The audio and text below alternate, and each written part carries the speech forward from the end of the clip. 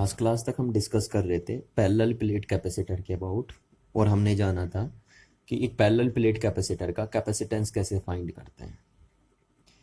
आज अभी जो हम देखने जा रहे हैं ये भी पैरेलल प्लेट कैपेसिटर से ही लिंक है ये बात। ठीक है, ये जो टॉपिक है ये भी किससे रिलेटेड है? पैरेलल प्लेट कैपेसिटर से ही रिलेटेड है। तो अभी आप देखेंगे जब ये टॉपिक कंप्लीट हो जाएगा तब आप देखेंगे कि कैसे ये टॉपिक पैरेलल प्लेट कैपेसिटर के साथ लिंक अप है। अच्छा, यहाँ पे देखिए, अगर मैं आपसे एक बात बताऊं, जैसे मैंने एक प्लेट ले ली है ना, तो ये जैसे एक प्लेट होती है, तो इस प्लेट में दो सरफेसेस होती हैं, एक सरफेस ये हो गई और एक सरफेस ये हो गई। तो इसको मैं ऐसे बना देता हूँ। ठीक है, ये एक प्लेट है, और कौन सी प्लेट है? ये कंडक्टिंग प्लेट है हमारे पास। हम कैपेसिटर किसका बनाते हैं? हमेशा कंडक्टिंग प्लेट का ही तो बनाते हैं। तो ये हमने कंडक्टिंग प्लेट ले ली। अब इस कंडक्टिंग प्लेट को अगर मैं सपोज Q1 चार्ज दे देता हूँ, कितना चार्ज दे देता हूँ? Q1 चार्ज दे देता हूँ। तो ये Q1 चार्ज इसकी दोनों सरफेस पे, एक कंडक्टिंग प्लेट में कितनी सरफेस होंगी? दो सरफेस। तो ये Q1 चार्ज इसकी दोनों सरफेस पे यूनिफॉर्मली डिस्ट्रीब्यूट हो जाता है। समझ में आ रही ना बात? अगर किसी एक आइसोलेटेड कंडक्टिंग प्लेट को अगर आप कोई चार्ज सप्लाई करते हैं तो वो उसकी दोनों सरफेस पे क्या होगा? यूनिफॉर्मली डिस्ट्रीब्यूट हो जाएगा। ठीक, बट अगर आप हम देखते हैं चेक करके कि अगर सपोज मेरे पास ये दो कंडक्टिंग प्लेट है, एक कंडक्टिंग प्लेट ये है और एक कंडक्टिंग प्लेट ये है। ठीक है, इसका भी एरिया ए है और इसका भी एरिया ए है। ठीक, अब इस कंडक्टिंग प्लेट में भी दो सरफेस हैं, इस कंडक्टिंग प्लेट में भी दो सरफेस हैं। तो अब अगर मैं इस कंडक्टिंग प्लेट को अगर Q1 चार्ज दे देता हूँ और इस कंडक्टिंग प्लेट को Q2 चार्ज दे देता हूँ, तो क्या ये Q1 चार्ज इसकी दोनों सरफेस पे यूनिफॉर्मली डिस्ट्रीब्यूट हो जाएगा? और क्या ये Q2 चार्ज इसकी दोनों सरफेस पे यूनिफॉर्मली डिस्ट्रीब्यूट हो जाएगा? वो हम चेक करके देखेंगे, है ना। तो यहाँ पे आप चेक करके देखते हैं। अभी तक तो क्या था ना, अभी तक आइसोलेटेड था। तो अगर ये आइसोलेटेड होता तो इस कंडक्टिंग प्लेट को अगर हम Q1 चार्ज दे देते तो इसकी दोनों सरफेस पे यूनिफॉर्मली डिस्ट्रीब्यूट हो जाता। या अगर सिंपल यही होता तो इसको अगर हमने Q2 चार्ज दिया था तो ये Q2 चार्ज इसकी दोनों सरफेस पे यूनिफॉर्मली डिस्ट्रीब्यूट हो जाता। ठीक है, पर अब आइसोलेटेड नहीं है प्लेट, उसके सामने एक प्लेट और रखी है। ठीक है, हो सकता है दो प्लेट हो, तीन प्लेट हो, चार प्लेट हो। अभी तो हम दो प्लेट की बात कर रहे हैं क्योंकि पैरेलल प्लेट कैपेसिटर में हम दो ही प्लेट लेके चलते हैं।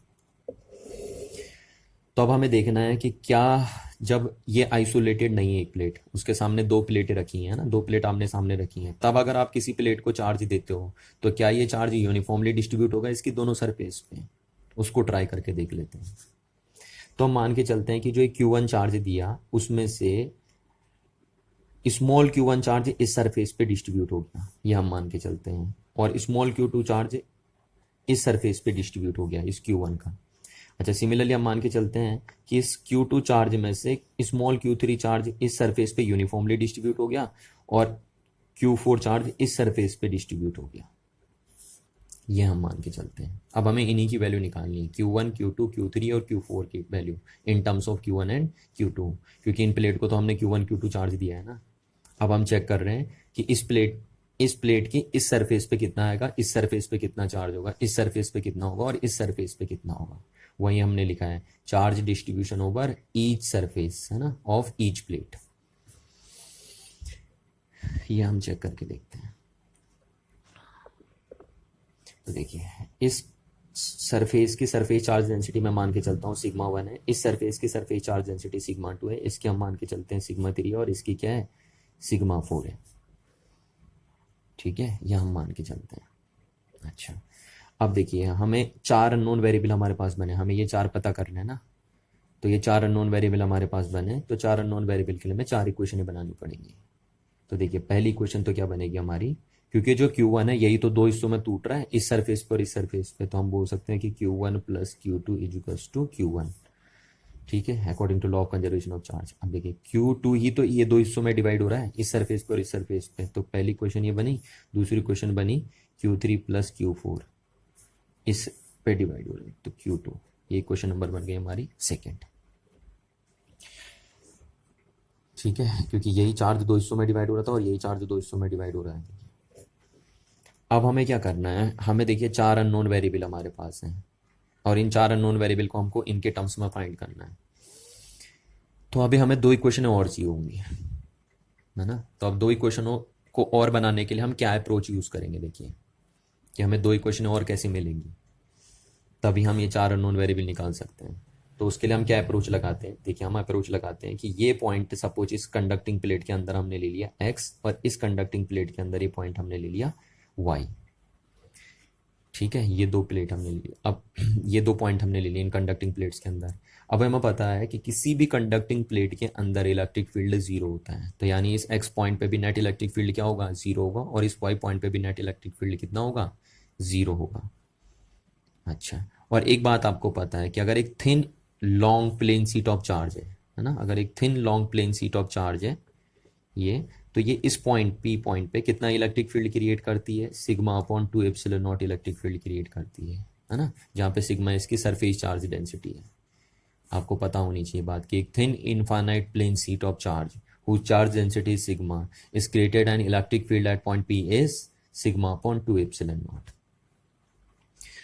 ठीक, तो यही अप्रोच हम यहाँ पे लेके चलेंगे। देखिए हमें पता है कि यहाँ पे नेट इलेक्ट्रिक फील्ड जीरो होगा और इस पॉइंट पे भी नेट इलेक्ट्रिक फील्ड जीरो होगा, क्योंकि दोनों पॉइंट कंडक्टिंग प्लेट के अंदर है।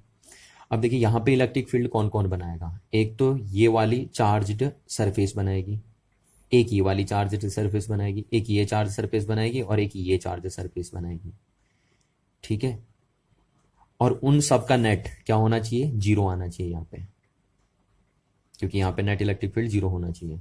तो देखिए ये जो चार्ज सरफेस बनी वो यहाँ पे इलेक्ट्रिक फील्ड किधर बनाएगी, इस डायरेक्शन में बनाएगी, क्योंकि ये पॉजिटिवली चार्ज हमने मान के चले इसमें, है ना, पॉजिटिव चार्ज हम लेके चले इसमें। तो पॉजिटिवली चार्ज प्लेट, ये जो पॉजिटिवली चार्ज सरफेस बनी वो इस पॉइंट पे इलेक्ट्रिक फील्ड किधर बनाएगी, इधर को बनाएगी, और कितना बनाएगी, सिग्मा 1 अपॉन 2 एप्सिलॉन नॉट बनाएगी, ये वाली सरफेस इस पॉइंट पे इलेक्ट्रिक फील्ड। ठीक है, अच्छा अब ये सरफेस कितना इलेक्ट्रिक फील्ड बनाएगी इस पॉइंट पे, सिग्मा 2 अपॉन 2 एप्सिलॉन नॉट बनाएगी, और किस डायरेक्शन में बनाएगी, क्योंकि पॉजिटिवली चार्ज प्लेट है तो ये इस डायरेक्शन में बनाएगी इलेक्ट्रिक फील्ड। ठीक, सिमिलरली हम बोल सकते हैं कि ये जो चार्ज सरफेस है, ये जो चार्ज सरफेस है ये इस पॉइंट पे इलेक्ट्रिक फील्ड बनाएगी किस डायरेक्शन में, इधर को, क्योंकि ये भी पॉजिटिवली चार्ज है, और कितना बनाएगी, सिग्मा 3 अपॉन 2 एप्सिलॉन नॉट बनाएगी। अच्छा, अब हम बोलते हैं कि ये जो चार्ज सरफेस है, ये जो चार्ज सरफेस है ये इस पॉइंट पे कितना, किधर को इलेक्ट्रिक फील्ड बनाएगी, इसी डायरेक्शन में इलेक्ट्रिक फील्ड बनाएगी, क्योंकि ये भी पॉजिटिवली चार्ज सरफेस है, और कितना बनाएगी, तो सिग्मा 4 अपॉन 2 एप्सिलॉन नॉट बनाएगी। अच्छा, तो इस सरफेस और इस सरफेस और इस सरफेस, इन तीन चार सरफेस ने इस पॉइंट पे नेट इलेक्ट्रिक फील्ड इधर को बनाया, है ना, तो इन तीन चार सरफेस की वजह से इस पॉइंट पे जो नेट इलेक्ट्रिक फील्ड बना वो ये बन गया, कितना बन गया, और वो किसके बराबर आना चाहिए, वो जो इलेक्ट्रिक फील्ड इस चार सरफेस ने बनाया उसके बराबर आना चाहिए, क्योंकि तभी तो नेट जीरो हो पाएगा यहाँ पे, क्योंकि ये सरफेस इधर को बना रही है और ये तीनों सरफेस मिलकर 1 2 3 ये तीनों सरफेस मिलकर इधर को बना रही है। तो अगर ऐसा होगा देखिएगा कि इसका बना हुआ इलेक्ट्रिक फील्ड इस पॉइंट पे किसके बराबर हो जाएगा, इन electric field due to this surface और दिस सरफेस के बराबर हो जाएगा, तभी नेट फील्ड यहाँ पे क्या आ पाएगा, जीरो आ पाएगा। ठीक है, तो ये बना हमारा। अब देखिए यहाँ से वो आ गया 2 एप्सिलॉन एप्सिलॉन कटा, सिग्मा 1 की वैल्यू आप क्या रख सकते हैं, Q1 upon A is equals to, इसकी वैल्यू क्या रखेंगे आप, Q2 upon A plus Q3 upon A plus Q4 upon A, क्योंकि आपको पता है सबका सरफेस एरिया तो ए ही है, ए से ए कट गया, तो यहाँ से बना Q1 इसको Q2 plus Q3 plus Q4। देखिए एक इक्वेशन ये बन गई आपकी, इक्वेशन नंबर 3, है ना। तो इक्वेशन नंबर 3 कैलकुलेट करने के लिए आपने क्या अप्रोच लगाई कि इस कंडक्टिंग प्लेट के अंदर आपने एक पॉइंट लिया और वहां पे नेट इलेक्ट्रिक फील्ड क्या दिखा दिया, जीरो दिखा दिया। ठीक है, और जीरो दिखा दिया, क्या होता है वहां जीरो, तो वहां से आपके पास एक इक्वेशन बनी। अच्छा, अब एक चौथी इक्वेशन हम यहाँ से अप्रोच करेंगे, देखिए। ठीक, अब इस y पॉइंट पे देखिए ये जो चार्ज सरफेस है वो इस y पॉइंट पे कितना इलेक्ट्रिक फील्ड बनाएगी, वो बनाएगी सिग्मा 4 अपॉन 2 एप्सिलॉन नॉट बनाएगी, और किस डायरेक्शन में बनाएगी, क्योंकि ये पॉजिटिवली चार्ज सरफेस है तो ये इस डायरेक्शन में इलेक्ट्रिक फील्ड बनाएगी। ठीक है, अच्छा अब ये चार्ज सरफेस कितना इलेक्ट्रिक फील्ड बनाएगी उस y पॉइंट पे, सिग्मा 3 अपॉन 2 एप्सिलॉन नॉट बनाएगी, और किस डायरेक्शन में बनाएगी, इस डायरेक्शन में बनाएगी। ठीक, सिमिलरली हम बोलेंगे ये जो चार्ज सरफेस है वो इस पॉइंट पे कितना इलेक्ट्रिक फील्ड बनाएगी, सिग्मा 2 अपॉन 2 एप्सिलॉन नॉट बनाएगी, और किस डायरेक्शन में बनाएगी, क्योंकि ये पॉजिटिवली चार्ज प्लेट है तो ये भी इस डायरेक्शन में बनाएगी। अच्छा, ये चार सरफेस इस पॉइंट पे कितना इलेक्ट्रिक फील्ड बनाएगी, तो सिग्मा 1/2 एप्सिलॉन नॉट बनाएगी। और किस डायरेक्शन में बनाएगी, वही, क्योंकि ये पॉजिटिवली चार्ज प्लेट है तो इस पॉइंट पे किधर को बनाएगी, इधर को बनाएगी। तो ये बन गया। तो जो नेट इलेक्ट्रिक फील्ड बना इस पॉइंट पे ड्यू टू दिस सरफेस और दिस सरफेस के कारण, वो इतना बन गया, ये देखिए इतना बना। ठीक, और किस डायरेक्शन में बना, इस डायरेक्शन में बना। और इस चार सरफेस ने इस पॉइंट पे जो इलेक्ट्रिक फील्ड बनाया वो किधर कितना बनाया, इतना बनाया। और किस डायरेक्शन में बनाया, इस डायरेक्शन में बनाया। ठीक है, और हम क्योंकि हम जानते हैं कि इस वाई पॉइंट पे नेट इलेक्ट्रिक फील्ड कितना होना चाहिए, 0 होना चाहिए। तो वो 0 तभी हो सकता है जब ये इलेक्ट्रिक फील्ड इस इलेक्ट्रिक फील्ड के बराबर आ जाए, है ना। यानी इन तीनों ने जो इलेक्ट्रिक फील्ड बनाया इस पॉइंट पे वो किसके इक्विवेलेंट हो जाए, इस पॉइंट पे जो इलेक्ट्रिक फील्ड बनाया इस चार सरफेस ने उसके इक्विवेलेंट हो जाए, तभी नेट वाई पॉइंट पे इलेक्ट्रिक फील्ड क्या होगा, 0 होगा। ये कर दिया हमने। अब यहाँ से देखिए कट गया, तो यहाँ से आपका सिग्मा 4 इजुकस टू बना sigma 3 plus sigma 2 plus sigma 1।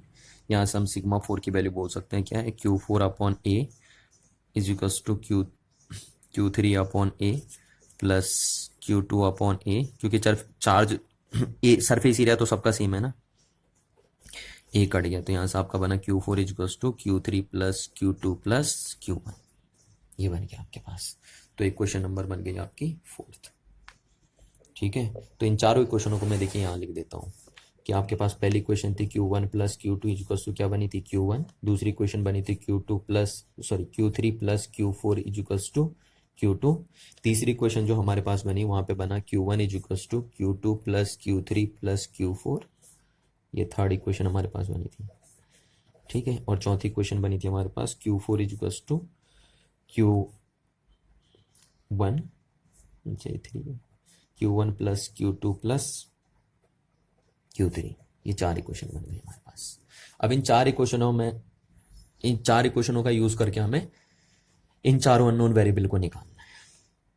ठीक है, तो क्या देखिए हम क्या करेंगे, इस इक्वेशन और इस इक्वेशन को आपस में क्या कर देते हैं, सब्ट्रैक्ट कर देते हैं इन दोनों इक्वेशनों को।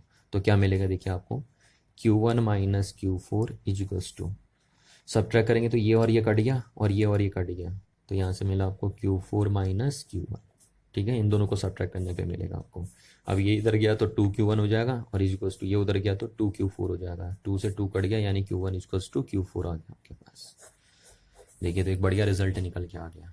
यानी इस सरफेस पे जो चार्ज होगा और इस सरफेस पे जो चार्ज होगा वो बराबर आएगा। देखिए यही तो रिजल्ट निकल के आया, तो पहला रिजल्ट ही निकल के आया। अच्छा, अब सिमिलरली अगर हम बोले कि इस Q1 की वैल्यू उठा के मैं इस इक्वेशन में या इस इक्वेशन में कहीं पे भी पुट कर दूं आप दोनों में से, तो यहाँ से क्या निकल के आएगा देखिए, Q1 equals to Q2 plus Q3 plus Q4 के सामने हम क्या पुट कर सकते हैं, Q1 पुट कर सकते हैं। तो यहाँ से हो गया Q1 से Q1 कैंसिल आउट हो गया, तो यानी Q2 इजकल्स हो गया माइनस Q3। एक रिजल्ट ये निकल के आ गया। देखिए ये क्वेश्चन नंबर ए, इसको नाम क्वेश्चन नंबर बी नाम देता हूँ। यानी आपको नजर आ रहा है कि इस सरफेस पे और इस सरफेस पे चार्ज क्या होगा, बराबर आएगा बट अपोजिट आएगा। देखिए है ना, इस सरफेस पे और इस सरफेस पे चार्ज क्या होगा, बराबर डिस्ट्रीब्यूट होगा बट अपोजिटली डिस्ट्रीब्यूट होगा। अब तो ये हमारे पास आ गया। अब हम क्या करते हैं, इस इक्वेशन का यूज करके करते हैं। देखिए Q1 plus Q2 equals to Q1 हुआ था आपके पास, ये इक्वेशन नंबर फर्स्ट थी। और इस इक्वेशन में हम क्या करते हैं, देखिए Q3 के सामने माइनस Q2 पुट कर देते हैं, माइनस Q2 प्लस Q4 के सामने क्या पुट कर देते हैं, Q1 पुट कर देते हैं, इजिकल्स टू Q2 आ गया। ठीक है, ये इक्वेशन नंबर अब हमारी बन गई कौन सी, 5th। अब इन दोनों इक्वेशनों का यूज करके हम निकाल देते हैं या तो Q1 या Q2, है ना। तो हम इन दोनों इक्वेशनों को ऐड कर देते हैं, तो ऐड करने पे सिंपल ये कट जाएगा और यहाँ से क्या बनेगा 2Q1। तो 2Q1 इक्वल्स टू क्या बन गया, Q1 प्लस Q2। तो यहाँ से Q1 इक्वल्स टू क्या आ गया, Q1 plus Q2 divided by 2 आ गया। आई बात समझ में, ये देखिए आ गया। तो यानी इस सरफेस पे जो चार्ज होगा वो कितना होगा, Q1 plus Q2 divided by 2, यानी टोटल चार्ज का सम divided by half, total charge some divided by half. ठीक है। अच्छा, सिमिलरली आप इन दोनों इक्वेशनों का यूज करके, जैसे मैंने अभी निकाला यहाँ से Q1 निकाला, ऐसे ही आप इन दोनों इक्वेशनों का यूज करके Q2 निकालेंगे। और उस Q2 की वैल्यू देखिए मैं आपको बता देता हूँ कि क्या आएगी, Q1 minus Q2 divided by 2 आ जाएगी, आप ट्राई करके देख सकते हैं दोनों इक्वेशनों का यूज़ करके, है ना, ये दोनों इक्वेशनों का यूज़ करके और ये कंसेप्ट यूज़ करके आप Q2 निकाल सकते हैं। तो Q2 की वैल्यू इतनी आ जाएगी आपके पास। तो इसको हम इक्वेशन नंबर सी और इसको इक्वेशन नंबर डी नाम दे देते हैं। तो अब आपको पता चल गया कि देखिए इस सरफेस पे यानी कितना चार्ज आएगा, इस सरफेस पे आएगा Q1 की वैल्यू क्या होगी, Q1 plus Q2 divided by 2, यानी टोटल चार्ज डिवाइडेड बाई 2। ठीक है। अच्छा, इस सरफेस पे कितना चार्ज होगा, तो Q2 की वैल्यू होगी Q1 minus Q2 divided by 2। ठीक है। अच्छा, Q3 की वैल्यू कितनी होगी, तो Q3 की वैल्यू माइनस Q2 के बराबर होगी। ये हमने देख लिया। यानी इस पे कितना चार्ज आएगा, इस पे आएगा इतना ही पर नेगेटिव का। ठीक है। अच्छा, Q4 पे कितना चार्ज आएगा, Q4 पे Q1 के बराबर चार्ज आएगा, यानी इस सरफेस पे इतना ही चार्ज होगा जितना यहाँ पे है। ठीक है ना, इस बात को आपको दिमाग में बिठा के रखना। तो यहाँ से आपने देखा कि अगर दो प्लेट्स, चार्ज प्लेट आमने सामने रखी रहती हैं, तो अब अगर तब आप किसी प्लेट को चार्ज सप्लाई करते हैं तो वो चार्ज जरूरी नहीं है कि उसकी दोनों सरफेस पे यूनिफॉर्मली डिस्ट्रीब्यूट हो जाए, है ना। पर अगर वही प्लेट आइसोलेटेड होती तो आप जो भी चार्ज उस प्लेट को सप्लाई करते हो वो उसके दोनों सरफेस पे क्या हो जाता, यूनिफॉर्मली डिस्ट्रीब्यूट हो जाता। अब देखिए इस अप्रोच से रिलेटेड मैं छोटे से क्वेश्चन देता हूँ आपको, है ना, कि सपोज हमारे पास एक प्लेट ये है। ठीक है, इस प्लेट पे है 4Q चार्ज, इस प्लेट को हमने 4Q चार्ज दिया और ये दूसरी प्लेट हमारे पास है, इसको हमने दिया 2Q चार्ज। तो बताओ इस सरफेस पे कितना होगा, इस सरफेस पे कितना चार्ज आएगा, इस पे कितना आएगा और इस पे कितना आएगा। तो मैंने क्या कहा था आपसे कि इस सरफेस पे कितना चार्ज आता है, टोटल चार्ज का सम डिवाइडेड बाय हाफ। तो कितना चार्ज आएगा इस सरफेस पे, 4 प्लस 2 डिवाइडेड बाई 2, यानी कितना आएगा 3Q। तो इस सरफेस पे 3Q चार्ज आ जाएगा। ठीक है, और इस सरफेस पे कितना आएगा, this charge minus this charge divided by 2, तो 4 माइनस 2 डिवाइडेड बाई 2, यानी कितना आएगा आपका 1Q चार्ज, है ना। तो इस सरफेस पे कितना चार्ज आएगा, 1Q चार्ज आपका आएगा। ठीक है ना, यही चीज़ तो हमने बताई थी यहाँ पे, देखिए इस फॉर्मूले से बोल रहा है। तो 1Q चार्ज आ जाएगा इस सरफेस पर, आना भी चाहिए देखिए, क्योंकि 4Q आपने दिया है तो उसमें से 3Q इस सरफेस पे आ गया, तो 1Q इस सरफेस पे आ गया। अच्छा, अब इस सरफेस पे कितना आएगा, तो मैंने आपको सीधे बताया था जितना इस सरफेस पे आता है उतना ही इस पे आता है, पर नेगेटिव का आता है। तो अगर इस सरफेस पे 1Q है तो इस पे कितना आ जाएगा, माइनस 1Q चार्ज आ जाएगा। ठीक है, और इस सरफेस पे कितना आता है, इस सरफेस पे उतना ही आता है जितना इस सरफेस पे आता है, देखिए ये, है ना। तो इस सरफेस पे कितना आ जाएगा, 3Q चार्ज आ जाएगा। और देखिए आप इन दोनों को ऐड करिए तो नेट चार्ज ही आएगा। तो इस तरीके से आप निकाल सकते हैं charge distribution over each surface of each plate. अच्छा, अब जैसे मैं आपसे पूछूं यहाँ पे देखिए, जैसे पैरेलल प्लेट कैपेसिटर में होता था, ठीक है, कि अगर एक प्लेट ये है और इसको हमने Q चार्ज दिया और इस प्लेट को आपने माइनस Q चार्ज दे दिया, तो आप चार्ज डिस्ट्रीब्यूशन बताइए, है ना। पैरेलल प्लेट कैपेसिटर में यही हुआ करता था, यही पैरेलल प्लेट कैपेसिटर में हुआ करता था, एक प्लेट पे प्लस Q चार्ज होता था और दूसरी प्लेट पे माइनस Q चार्ज होता था। तो अब इसमें बताइए कितना कितना चार्ज डिस्ट्रीब्यूशन होगा हर सरफेस पे। तो देखिए यहाँ इस सरफेस पे जो चार्ज आएगा वो कितना आएगा, टोटल चार्ज का सम डिवाइडेड बाई 2। तो टोटल चार्ज कितना होगा, देखिए Q प्लस दूसरा चार्ज है माइनस Q डिवाइडेड बाई 2, तो कितना आ गया यहाँ पे 0, देखिए, यानी इस सरफेस पे 0 चार्ज होगा। अच्छा, इस सरफेस पे कितना चार्ज होता था, Q1 minus Q2 divided by 2, तो कितना आ गया, ये आ गया आपका 2Q डिवाइडेड बाई 2 और 2 से 2 कट गया यानी Q। तो यानी इस सरफेस पे कितना चार्ज है, Q। ठीक, अब इस सरफेस पे कितना होता था, इस सरफेस पे मैंने कहा वही चार्ज होता था जो इसका है बट नेगेटिव में आता था, तो इस सरफेस पे माइनस Q चार्ज हो जाएगा।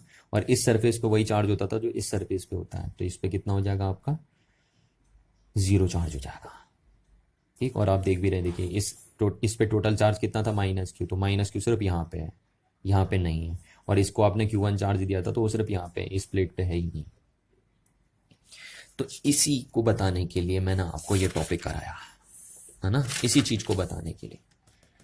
ध्यान रखना इस बात का कि जब भी एक पैरेलल प्लेट कैपेसिटर आपका होता है और उसकी दो प्लेट्स को आप चार्ज देते हैं, तो वो चार्ज पहली प्लेट की सिर्फ इनर सरफेस पे होता है और दूसरी प्लेट की भी सिर्फ इनर सरफेस पे होता है। आउटर सरफेस पे कोई भी चार्ज का डिस्ट्रीब्यूशन नहीं होता है पैरेलल प्लेट कैपेसिटर में।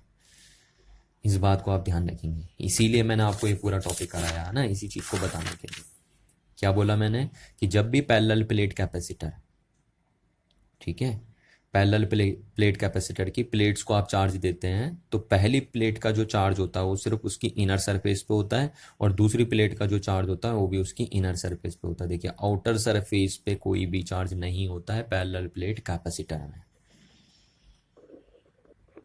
अच्छा, यहाँ से जैसे एक क्वेश्चन मैं और पूछ दूँ आपसे ना, कंसेप्ट बिल्टअप करने के लिए बस सिर्फ, कि अगर 3 प्लेट हमारे पास आ गई, जैसे एक प्लेट हो गई, एक प्लेट हो गई, ऐसे आप 4 प्लेट भी बोल सकता है कभी आपसे कोई क्वेश्चन में ना।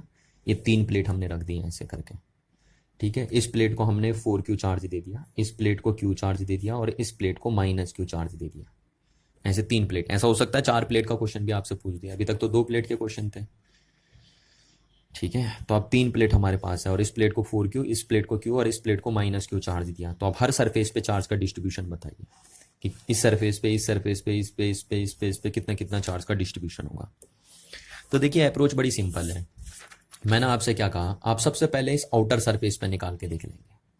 आउटर सरफेस पे जो चार्ज होगा वो क्या होगा, टोटल चार्ज का सम डिवाइडेड बाई 2।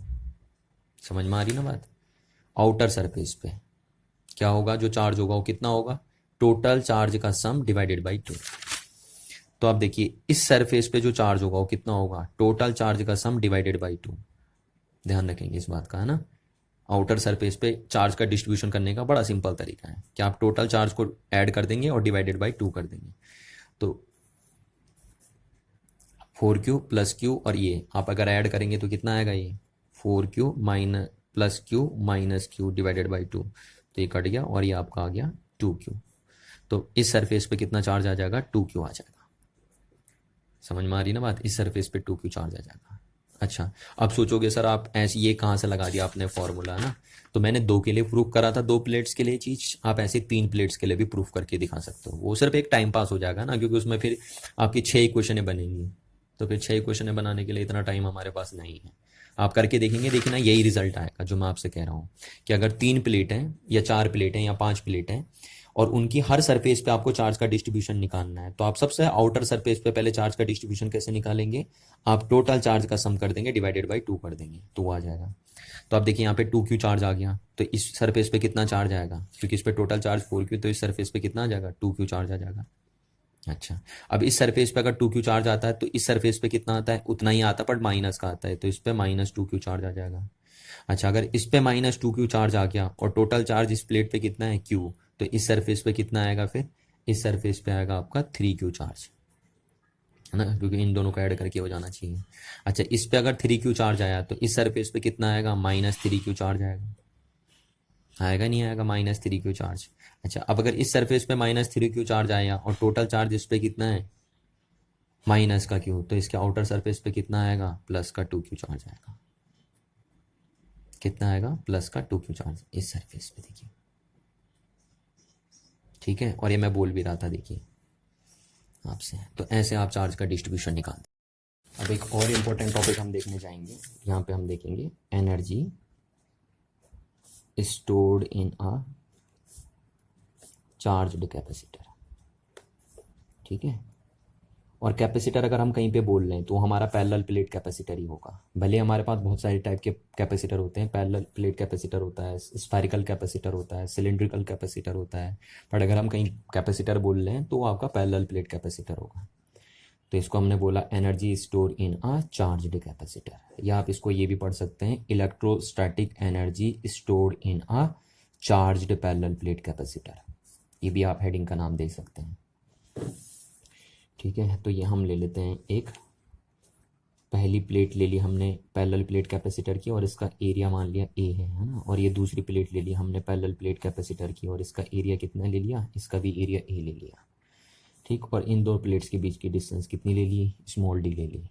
तो इस पैरेलल प्लेट कैपेसिटर का जो कैपेसिटेंस होगा वो कितना हो जाएगा, ε0 A/d हो जाएगा। ये हमने लास्ट क्लास निकालना आपको सिखाया था कि पैरेलल प्लेट कैपेसिटर का कैपेसिटेंस कितना होगा, ε0 A/d, जहाँ पे A क्या है, एरिया ऑफ ईच प्लेट, और d क्या है, डिस्टेंस बिटवीन द 2 प्लेट्स। और क्योंकि यहाँ पे एयर है इसलिए यहाँ पे ε0 आया है ना, इनके बीच में एयर है। तो ये हमारा एक कैपेसिटर है और इसका कैपेसिटेंस इतना है। अब अगर हम इस कैपेसिटर को चार्ज करते हैं, क्या करते हैं, इस कैपेसिटर को चार्ज करते हैं, तो इसके अंदर जो एनर्जी स्टोर होगी इसको चार्ज करने पे, उसी का नाम हो जाएगा energy store in a charged capacitor. ठीक है, तो अब देखते हैं हम कि कितनी एनर्जी स्टोर होती है जब हम एक पैरेलल प्लेट कैपेसिटर को चार्ज करते हैं तो उसके अंदर। ठीक, तो इसको चार्ज करने के लिए हम क्या यूज़ करते हैं? वैसे तो आप चार्ज इन प्लेट्स को चार्ज करने के लिए कुछ भी कर सकते हो, है ना, बट हम बैटरी का यूज़ करते हैं नॉर्मली, इसलिए मैंने बैटरी यहाँ पे लगा दी। देखिए ये बैटरी लगा दी मैंने, वी वोल्ट की बैटरी। ठीक है, तो वी वोल्ट की बैटरी मैंने इन पैरेलल प्लेट कैपेसिटर की प्लेट के अक्रॉस क्या कर दिया? कनेक्ट कर दिया, इन प्लेट को क्या करने के लिए? चार्ज करने के लिए। ठीक है, और आपको पता है पैरेलल प्लेट कैपेसिटर की जो प्लेट बनी होती है वो किसकी होती हैं? कंडक्टिंग मटेरियल की बनी होती हैं। ठीक है, और कंडक्टर के पास क्या होते हैं? Plenty of free electrons. तो इसके पास भी बहुत सारे फ्री इलेक्ट्रॉन है, इसके पास भी बहुत सारे फ्री इलेक्ट्रॉन है। तो जब आप इस पैरेलल प्लेट कैपेसिटर को चार्ज करने के लिए बैटरी लगाते हैं तो बैटरी क्या करती है? देखिए, बैटरी इन प्लेट्स को चार्ज ट्रांसफर नहीं करती है। बैटरी क्या करेगी? बैटरी इस प्लेट से इलेक्ट्रॉन निकालती है, इस प्लेट से इलेक्ट्रॉन खींचती है और इस प्लेट को ट्रांसफर करती है। समझ में आ रही ना बात? तो क्योंकि बैटरी इस प्लेट से इलेक्ट्रॉन निकाले जा रही है तो इस प्लेट पे पॉजिटिव चार्ज आता रहेगा। ठीक है, और इस प्लेट को दी जा रही है इसलिए इस प्लेट पे नेगेटिव चार्ज आता रहेगा। तो ये काम करती है बैटरी, है ना। बैटरी का काम होता है इस प्लेट से चार्ज को निकालना और दूसरी प्लेट को देना। बैटरी का काम चार्ज को सप्लाई करने का नहीं होता है, बैटरी का काम होता है चार्ज को ट्रांसफर करने का। तो ये, और क्योंकि बैटरी यहाँ से इलेक्ट्रॉन निकाल ली इसलिए इस पे प्लस आते जा रहा है और इसको सप्लाई करते जा रही है इसलिए इस पे माइनस आ रहा है। और आपको मैंने बताया था कि पैरेलल प्लेट कैपेसिटर में जो भी चार्ज आप देते हैं वो प्लेट्स की सिर्फ इनर सरफेस पे होता है ना, अभी अभी बताया था आपको। आउटर सरफेस पे कोई चार्ज नहीं होता, इसलिए मैंने आउटर सरफेस पे कोई भी चार्ज नहीं बनाया है। ये बात आप ध्यान रखेंगे। अच्छा, तो ये बैटरी चार्ज कर रही है इसको, और किस तरीके से चार्ज कर रही है बैटरी? इस पैरेलल प्लेट कैपेसिटर को यहाँ से इलेक्ट्रॉन निकाली जा रही है और यहाँ दी जा रही है, यानी चार्ज ट्रांसफर के थ्रू, charge transfer from one plate to another plate के थ्रू ये बैटरी क्या कर रही है? इस पैरेलल प्लेट कैपेसिटर को चार्ज कर रही है। तो हम ये बोल सकते हैं कि जब कैपेसिटर चार्ज होता है इस बैटरी के थ्रू, उस टाइम कैपेसिटर की एक प्लेट से चार्ज निकल के दूसरी प्लेट पे क्या होते रहता है? ट्रांसफर होते रहता है। तो यहां से हम बोल सकते हैं the process of charging of a capacitor is equivalent to that of transferring charge from one plate to the other plate of a capacitor, है ना। ये चीज़ तो हम बोल देते हैं कि जब कैपेसिटर चार्ज होता है उस टाइम क्या हो रहा होता है? कैपेसिटर की एक प्लेट से चार्ज निकल के दूसरी प्लेट पे जा रहा होता है, और किसकी हेल्प के बेस पे? इस बैटरी की हेल्प के बेस पे। ठीक है, अच्छा, अब मैक्सिमम कितना चार्ज ट्रांसफर कर सकती है इस प्लेट से इस प्लेट तक ये बैटरी, उसको हम देखते हैं। तो देखिए, ये बैटरी अगर आपने इस प्लेट की, इस पैरेलल प्लेट कैपेसिटर के अक्रॉस लगाई है तो ये बैटरी वी वोल्ट की है, तो ये बैटरी मैक्सिमम कितना पोटेंशियल डिफरेंस क्रिएट कर सकती है इन दो प्लेट्स के बीच में? वी पोटेंशियल डिफरेंस ही तो क्रिएट कर सकती है, क्योंकि वी वोल्ट की बैटरी है। तो ये इस वी वोल्ट से ज़्यादा पोटेंशियल डिफरेंस तो क्रिएट कर नहीं सकती इन दो प्लेट्स के बीच में। तो हम बोल सकते हैं कि इन दो प्लेट्स के बीच में ज़्यादा से ज़्यादा पोटेंशियल डिफरेंस हो सकता है वी। और क्योंकि इस पैरेलल प्लेट कैपेसिटर का कैपेसिटेंस कितना है? सी है ना। तो सी इक्वल्स टू क्या होता है? क्यू अपॉन वी होता है आपके पास। तो अगर हम बोलें सी इसका कैपेसिटेंस है और वी मैक्सिमम पोटेंशियल डिफरेंस है इन दो प्लेट्स के बीच में, ये वाला भी, क्योंकि इससे ज़्यादा तो हो ही नहीं सकता पोटेंशियल डिफरेंस। तो कितना चार्ज ट्रांसफ़र कर सकती है ये बैटरी इस प्लेट से इस प्लेट तक? मैक्सिमम इतना चार्ज ट्रांसफ़र कर सकती है, सी वी, है ना। इससे ज़्यादा चार्ज ट्रांसफ़र नहीं कर सकती है बैटरी इस प्लेट से इस प्लेट तक। तो अगर आपसे कोई पूछे कि मैक्सिमम चार्ज ट्रांसफ़र क्या होगा इस बैटरी के through from one plate to another plate, तो आप बोलेंगे सी बी होगा। तो इस सी बी को हमने क्यू नाम दे दिया, तो हम बोलेंगे क्यू चार्ज ट्रांसफ़र कर रही है ये battery from this plate to this plate, और इस पे आ जाएगा माइनस क्यू चार्ज, और इस क्यू की वैल्यू कितनी होगी? सी बी, और इसकी भी कितनी वैल्यू होगी? माइनस सी बी, आप ये बोल सकते हैं। तो इतना मैक्सिमम चार्ज ट्रांसफ़र कर सकती है battery from this plate to this plate. ठीक है, तो जो भी वर्क डन ये बैटरी करेगी इस क्यू चार्ज को वन प्लेट से अनदर प्लेट तक ट्रांसफर करने के लिए, वही वर्क डन इस कैपेसिटर के अंदर स्टोर हो जाएगा इसकी इलेक्ट्रोस्टैटिक पोटेंशियल एनर्जी बन के। ठीक है, उसको ही हम बोलेंगे energy in store in a charged capacitor. क्या बोला मैंने?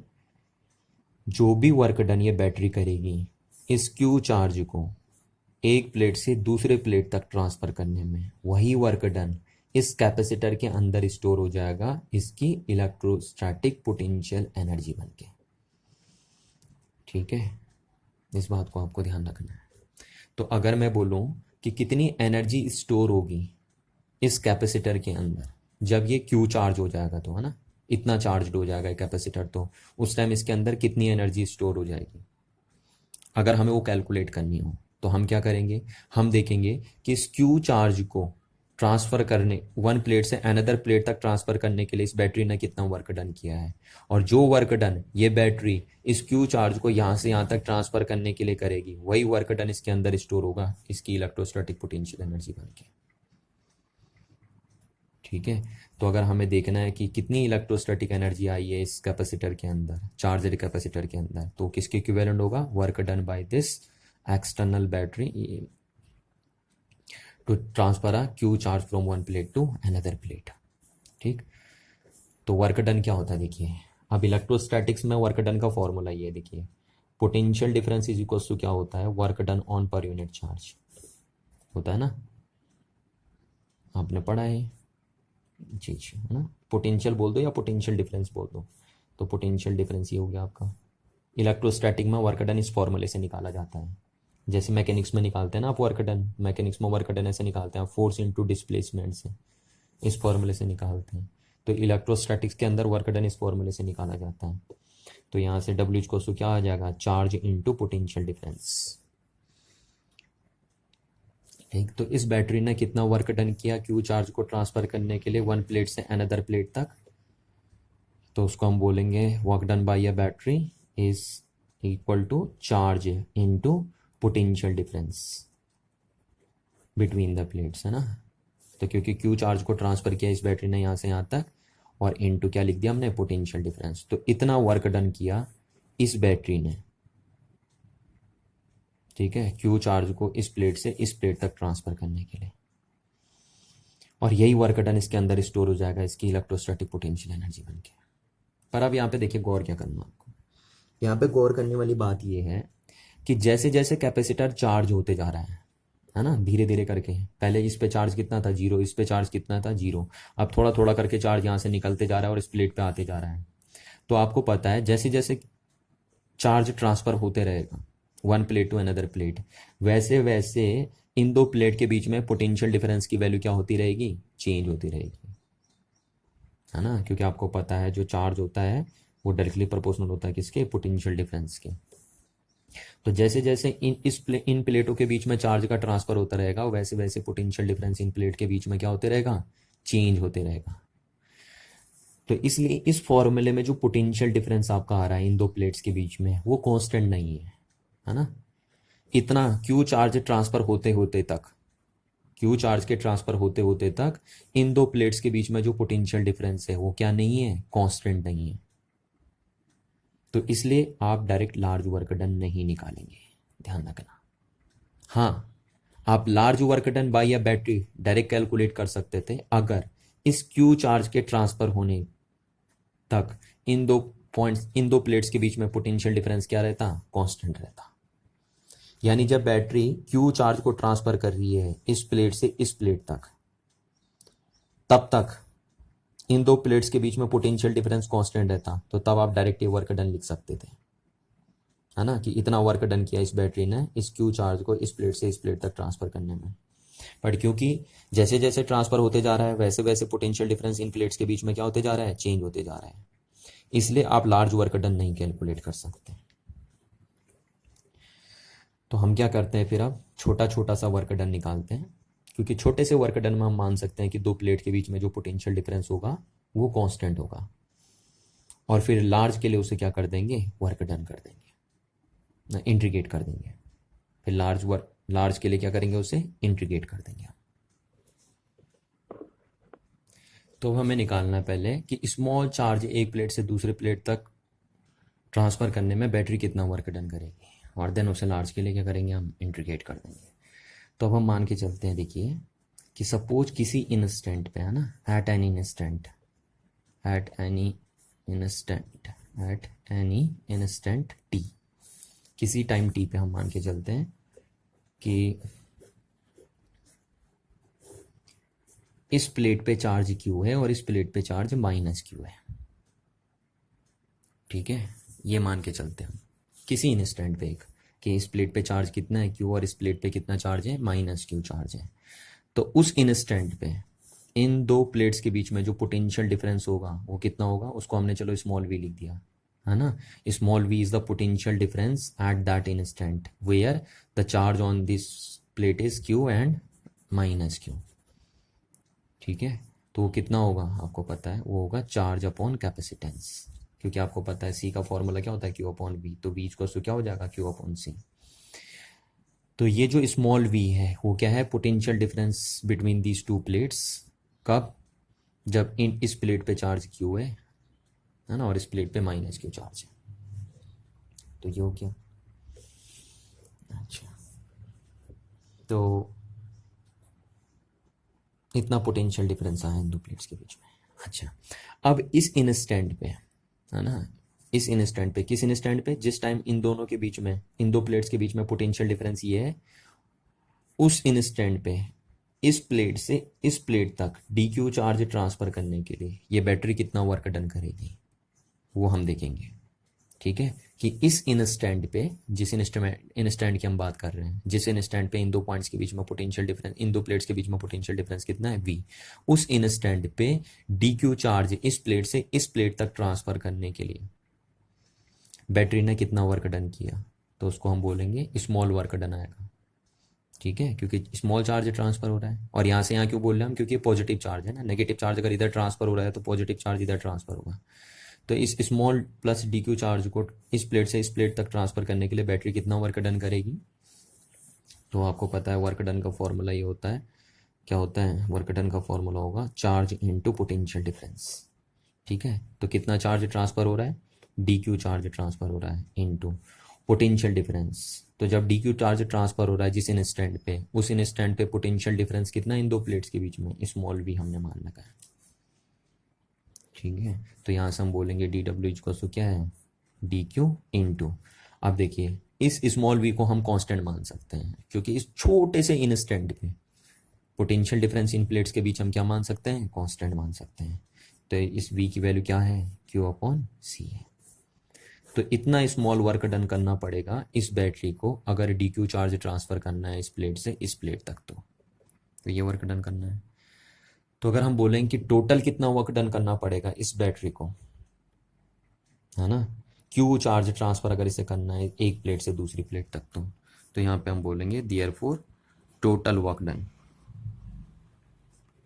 To transfer a Q charge, capital Q charge from one plate to another plate is, कितना हो जाएगा, इसको आप इंटीग्रेट कर देंगे, इज इक्वल टू, तो ये इंटीग्रेट हो जाएगा क्यू अपॉन सी इंटू डी क्यू, और कहाँ से कहाँ तक इंटीग्रेट होगा, जीरो से लेकर क्यू चार्ज, है ना, मैक्सिमम क्यू चार्ज ही तो ट्रांसफर कर सकते हैं आप, तो ये जीरो से लेकर क्यू तक इंटीग्रेट आपको कर देना है। तो इससे कट गया, अब देखिए 1/c बाहर आ गया आपका, और 0 टू क्यू, और ये क्यू डी क्यू हो गया। अच्छा, तो 1/c, क्यू का क्या हो जाएगा आपको पता है, क्यू स्क्वायर अपॉन 2 हो जाएगा इसका इंटीग्रेशन, और ये 0 टू क्यू। ठीक है, तो 1/2 बाहर ले लिया मैंने c, और पहले चढ़ती है अपर लिमिट, तो ये हो गया क्यू स्क्वायर माइनस फिर चढ़ती है लोअर लिमिट, तो कितना वर्क डन किया, Q square upon 2c work done किया। तो इतना वर्क डन किया इस बैटरी ने क्यू चार्ज को इस प्लेट से इस प्लेट तक ट्रांसफर करने के लिए। ठीक है, और यही वर्क डन स्टोर हो जाएगा इस कैपेसिटर के अंदर उसकी इलेक्ट्रोस्टैटिक पोटेंशियल एनर्जी बन के। ठीक है, इसी को हम बोलेंगे electrostatic potential energy of this charged capacitor. तो ये बात आपको याद होनी चाहिए, है ना, कि कितनी एनर्जी स्टोर होती है एक चार्ज्ड कैपेसिटर के अंदर, Q square upon 2c energy store होती है। तो हम बोल सकते हैं यहाँ से कि जो एनर्जी स्टोर हुई थी एक चार्ज कैपेसिटर के अंदर वो कितनी हो गई, क्यू स्क्वायर अपॉन 2c, इतनी एनर्जी स्टोर हो गई यहाँ पे। ठीक है, अब देखिए इसको आप और के टर्म्स में भी लिख सकते हैं, यहाँ पे तो आपने चार्ज और कैपेसिटेंस के टर्म्स में लिखा है, आप इसको कैपेसिटेंस और पोटेंशियल डिफरेंस के टर्म्स में भी लिख सकते हैं। कैसे लिखेंगे देखिए, सिंस आपको पता है सी इक्वल्स टू क्या होता है, क्यू अपॉन वी होता है, तो क्यू इक्वल्स टू क्या लिख सकते हैं आप, सी वी लिख सकते हैं। तो यहाँ से क्यू इक्वल्स टू क्या हो गया आपका, C square V square upon 2c, यहाँ सी से सी कट गया तो ये आपका आ गया हाफ सी वी स्क्वायर। तो ये भी बोल सकते हैं आप कि इतनी एनर्जी स्टोर होती है कैपेसिटर के अंदर, है ना।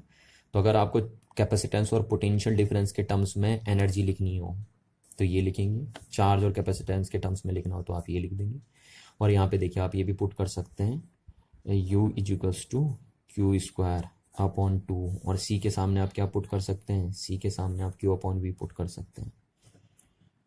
ठीक है, तो क्यू अपॉन वी अगर आप पुट करेंगे तो यहाँ से क्यू कैंसिल आउट हो गया, तो ये आपका बचेगा 1/2 क्यू इंटू वी। तो अगर चार्ज और पोटेंशियल डिफरेंस के टर्म्स में आपको एनर्जी लिखनी है तो आप ऐसे भी लिख सकते हैं। तो यानी आपकी जो एनर्जी स्टोर होती है एक चार्ज कैपेसिटर के अंदर वो कितनी होती है, क्यू स्क्वायर अपॉन 2c या 1/2 सी बी स्क्वायर, या कितनी 1/2 क्यू बी। आपको जो लिखना आप वो लिख सकते हो, है ना।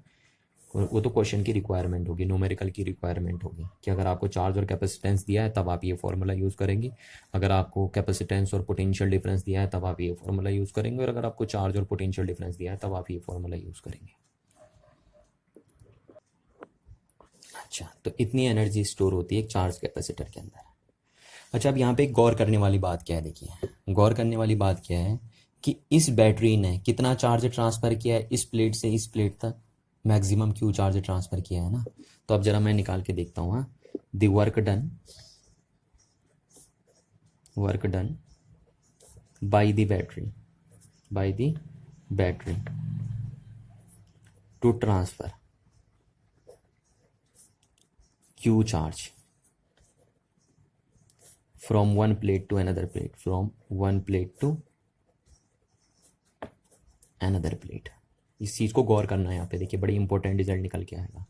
ठीक है, कि कितना वर्क डन करना पड़ेगा बैटरी को क्यू चार्ज को एक प्लेट से दूसरी प्लेट तक ट्रांसफ़र करने में। तो आपको पता है वर्क डन क्या होता है, चार्ज इनटू पोटेंशियल, या पोटेंशियल डिफरेंस आप बोल सकते हैं। तो चार्ज, कितना चार्ज ट्रांसफ़र किया, क्यू चार्ज ट्रांसफ़र किया है ना, क्यू चार्ज ट्रांसफ़र किया है बैटरी ने। ठीक है, और कितना पोटेंशियल डिफरेंस है, मैक्सिमम पोटेंशियल डिफरेंस कितना हो सकता है जब क्यू चार्ज ट्रांसफ़र कर देगी बैटरी इस प्लेट से इस प्लेट तक, तो उस टाइम मैक्सिमम पोटेंशियल डिफरेंस कितना होगा इन दो प्लेट्स के बीच में, वी होगा। तो ये हो गया। अच्छा, क्यू की वैल्यू क्या है, सी वी लिख सकते हैं हम इंटू वी, तो ये आपका हो गया सी बी स्क्वायर। यानी इतना वर्क डन करेगी एक बैटरी क्यू चार्ज को एक प्लेट से दूसरी प्लेट तक ट्रांसफ़र करने में। समझ में आ रही ना बात, ये देखिए कितना वर्क डन करेगी बैटरी क्यू चार्ज को इस प्लेट से इस प्लेट तक ट्रांसफ़र करने में, C V square work done करेगी। जबकि आपने देखा, और कितनी एनर्जी स्टोर हो रही है इस कैपेसिटर के अंदर, half C V square energy store हो रही है। तो बैटरी वर्क डन तो कर रही है सी बी स्क्वायर, और जबकि स्टोर कितनी हो पा रही है यहाँ पे, सिर्फ हाफ सी बी स्क्वायर, है ना। ये बात यहाँ पे गौर करने वाली, देखिए कि बैटरी का जो वर्क डन है क्यू चार्ज को एक प्लेट से दूसरे प्लेट तक ट्रांसफ़र करने में वो है सी बी स्क्वायर, और जबकि स्टोर कितनी हो रही है, हाफ सी बी स्क्वायर।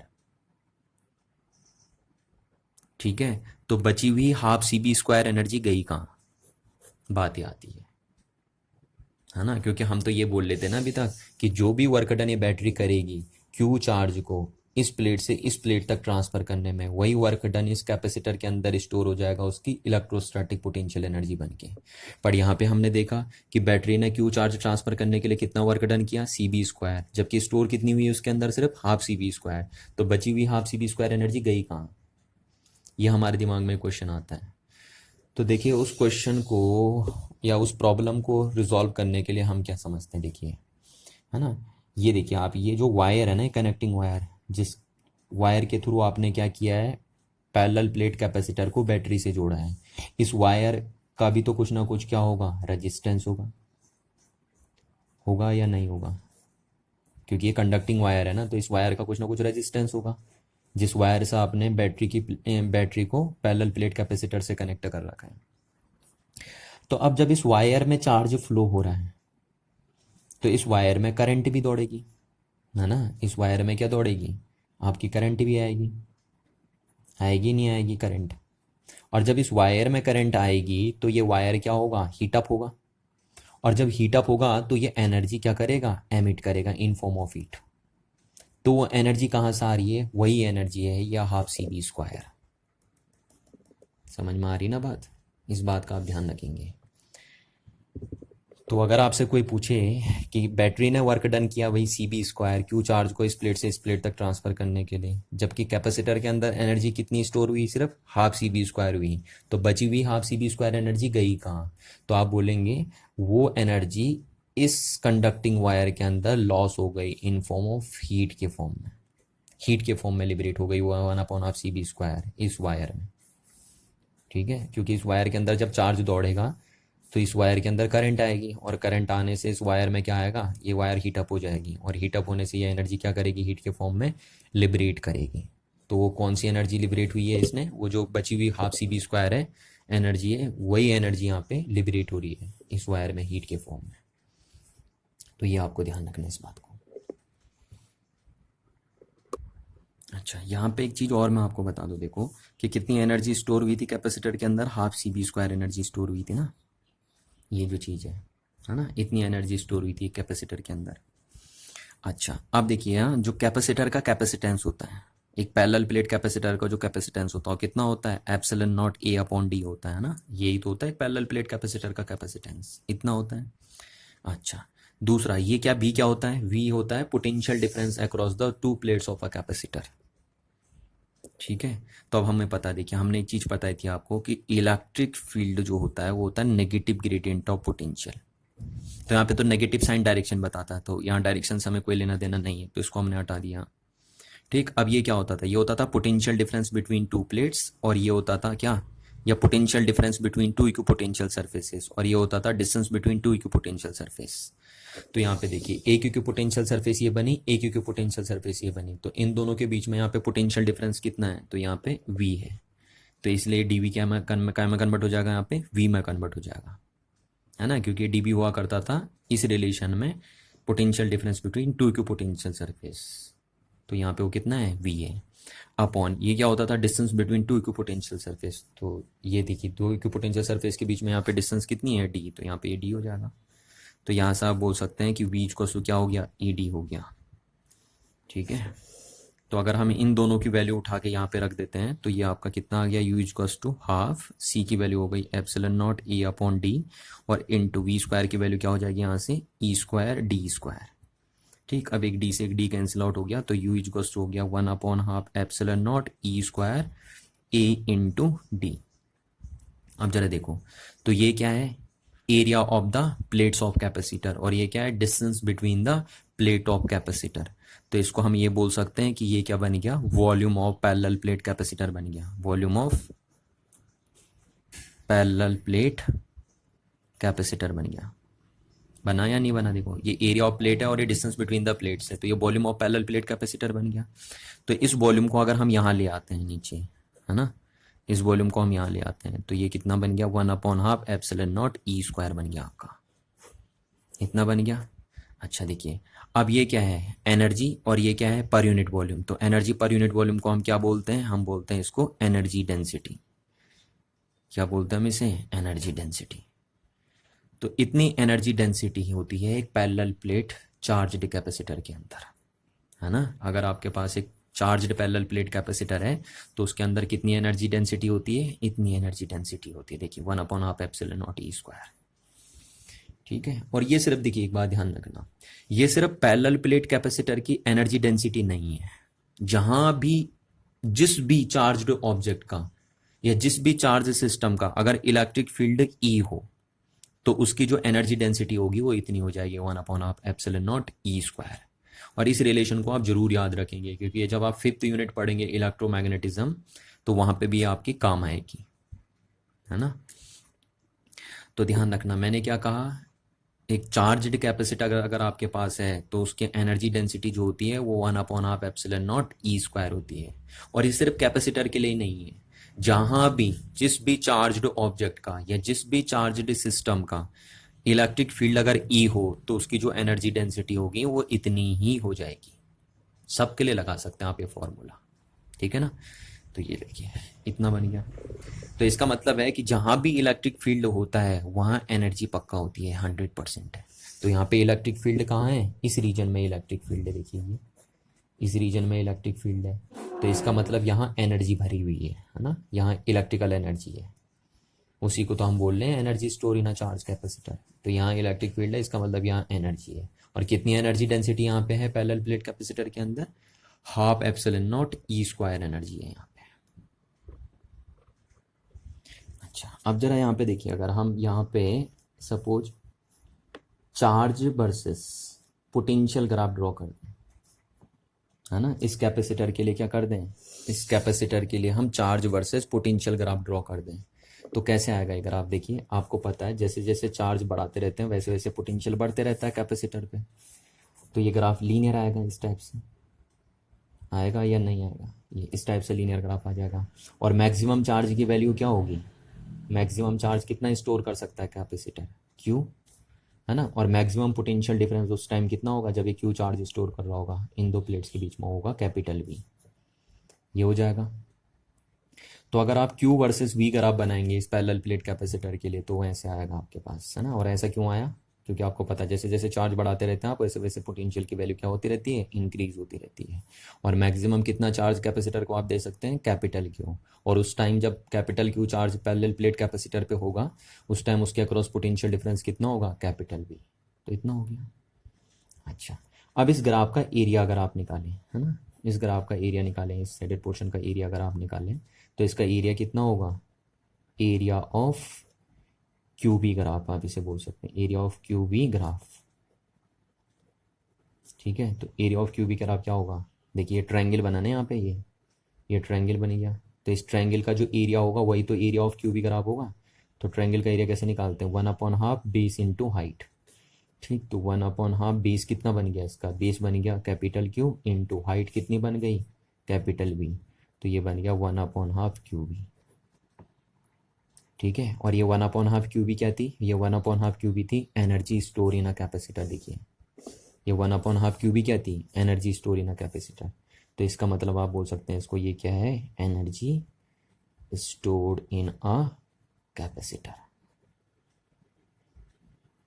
ठीक है, तो यहाँ से आप बोलेंगे कि Q वर्सेस V ग्राफ का जो एरिया आता है, sorry V versus Q graph है ना, पहले इसको पढ़ते हैं फिर इसको पढ़ते हैं। तो V वर्सेस Q ग्राफ का जो एरिया आता है वो क्या बताता है? एनर्जी स्टोर बताता है इनसाइड अ कैपेसिटर। तो अगर आप किसी कैपेसिटर के लिए V versus Q graph draw करते हैं, तो उस V वर्सेस Q ग्राफ का जो एरिया आता है आपका, वो क्या बताता है? Energy store in a capacitor बताता है आपका।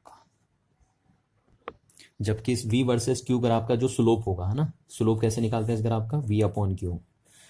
ये स्लोप हो गया इसका, स्लोप ऑफ VQ ग्राफ। ठीक है, तो इस V वर्सेस Q ग्राफ का जो स्लोप आएगा वो क्या बताएगा? वो 1 कैपेसिटेंस आपको बताएगा। समझ में आ रही ना बात? क्योंकि Q/V क्या होता है? Q/V होता है C। तो यानी V/Q क्या हो गया आपका? V/Q हो गया 1/C। तो इस बात को आपको ध्यान रखना है कि इस V वर्सेस Q ग्राफ का जो स्लोप आएगा वो बताएगा 1 कैपेसिटेंस, और इस V वर्सेस Q ग्राफ का जो एरिया आएगा वो क्या बताएगा? एनर्जी स्टोर बताएगा।